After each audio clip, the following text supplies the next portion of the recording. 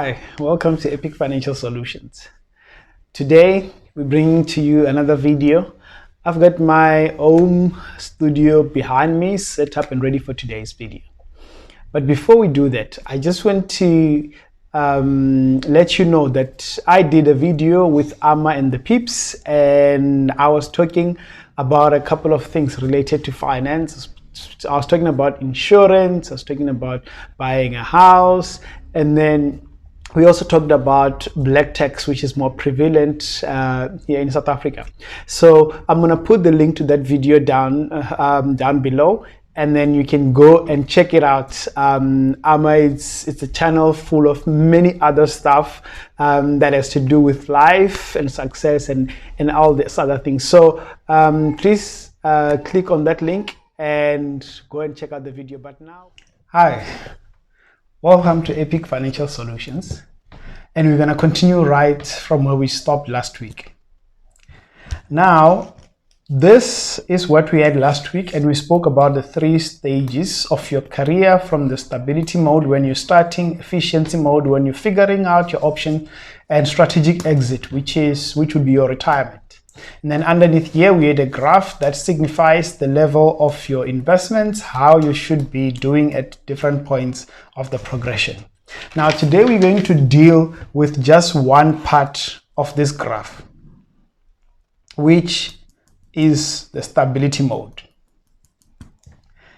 And here we'll be focusing on the type of choices and the decisions that you need to make at this point to make sure that you secure a good financial future. Now, at the stability mode, this is the beginning of your career, and you've just started and your career is about to grow very rapidly. So for some it takes a couple of years, for some it's very quick. Now, what kind of decisions do you need to make here to make sure that you secure a good financial future for yourself, family, or children if you're gonna have any? So let's start here. So the first thing you need to do is that we need to differentiate the 2 decisions. So the big decision is to decide what you're gonna put on your long-term debt category and what you're gonna put on the short-term debt category. Now, the first thing you're gonna do is that under long term, primarily at this stage, you're most likely to be faced with a decision of either you're gonna rent or you're gonna buy a house. Now, renting, it's easy. You're just gonna get a lease and that will be fine. But on buying, we need to now consider what are the advantages and the disadvantages of buying at this stability stage. Now, the first advantage is that because you are likely to be a first-time buyer at this stage, you're most likely going to get 100% bond from your bank, which would cover everything on the property that you're gonna buy, but particularly for those properties below R1 million. And we spoke about this on the video we did with Amma, so you can refer to that about that. So that's the first advantage, is that you're going to get your full bond coverage when you apply for the property. The second one is that you've got time on your side. So because you'll be buying your property here, you've got enough time as your income grows. So even if you take a bond here and it's equivalent to 30% of your income, which is the maximum advisable in terms of bond repayments on a monthly basis, because you are at a stage where your income will be increasing a lot and rapidly as you get those, some people will qualify, some people will become experienced supervisors, becoming managers and stuff. So if you buy your house here, by the time you get to the peak here on your efficiency stage, your bond is likely to be less than 10% of your total monthly income, which is a great place to be if you can achieve that. So that's another advantage of buying here at this stage. And then the disadvantage, there's many advantages, but these are the 2 big ones. The disadvantages is that At this stage of your life, you're probably starting a career.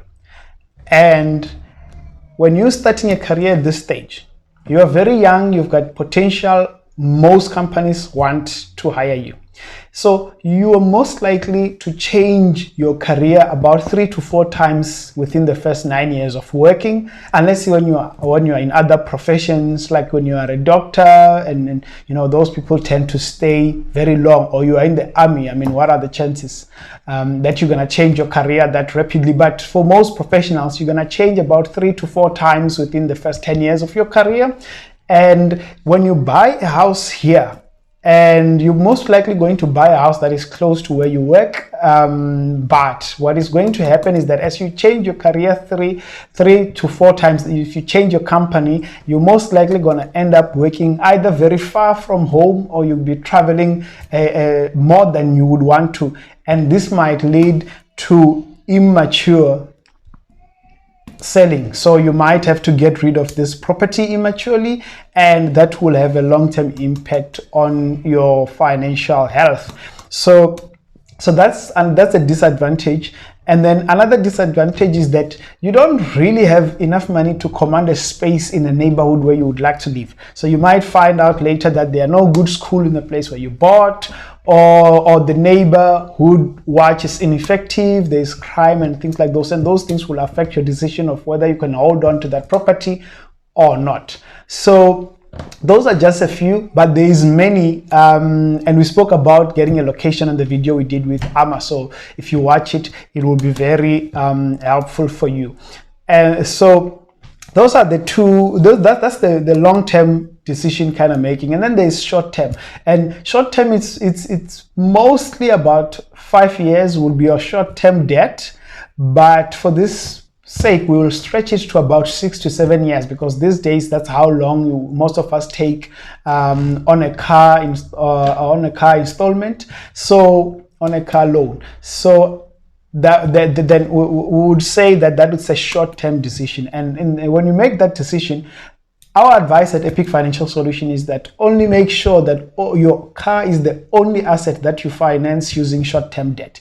Every other asset that you finance, please save for it and buy it cash. Don't put it in this debt category. Why? Because those assets will probably not last longer than the installment period, meaning that you lose money by the time you finish paying for those things, or things like furniture. And I mean, there are some retailers who have retail accounts for food, where you pay for bread over 12 months. Those things are not advisable here, because they don't secure you a good future.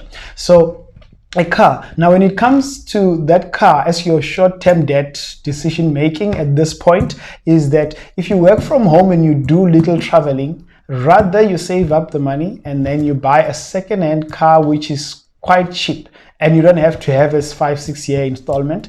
If as part of your job you have to be driving to work on a daily basis, and you do other things that need the car, maybe you can then go into buying either a brand new car or a second-hand car, which still has very low mileage, and it can take you a couple of years. We did a video where we spoke about buying a car, what to look for, maintenance, service plan, and all those other things, and you can just check it on our channel. So those are the two big decisions that you're going to make in this section, and then there will be many other. The last decision you're going to make is investment, so planning for long-term planning. Remember, down here we have a graph here, and this graph signifies your investment. And then our advice is that if you put something like 500 Rand per month at this stage, and you put it for the next 20 to 35 years, so that when you get to this exit strategy stage, you would have a good investment. And then depending on the pension that you've saved up for yourself, it will either go down or it will remain stable. So you'll either use this money to secure, to live off during retirement, or you're going to keep it there and it will grow in some money market account or something. But to get here, it starts with this 500 Rand per month here.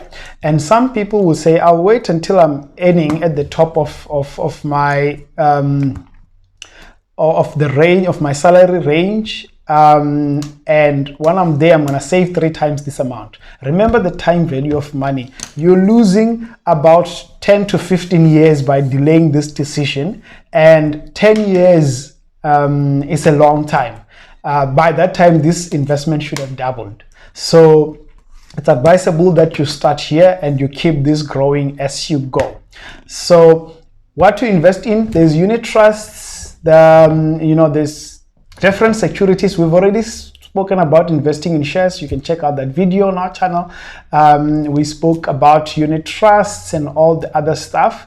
Ideally, you would want to have it in an investment that returns the minimum of 8 in South Africa, 8% to about 12 or even 16%. There are unit trusts and there's other investment instruments that can do that. Just make sure that they are secure and you won't lose your capital. So those are the 3 things that we're going to focus in here. We're going to deal with the efficiency stage, where we look at where you kind of like look at everything and then you work towards how do you get to this point where your exit strategy will be a comfortable retirement. So join us once again next week when we continue on this.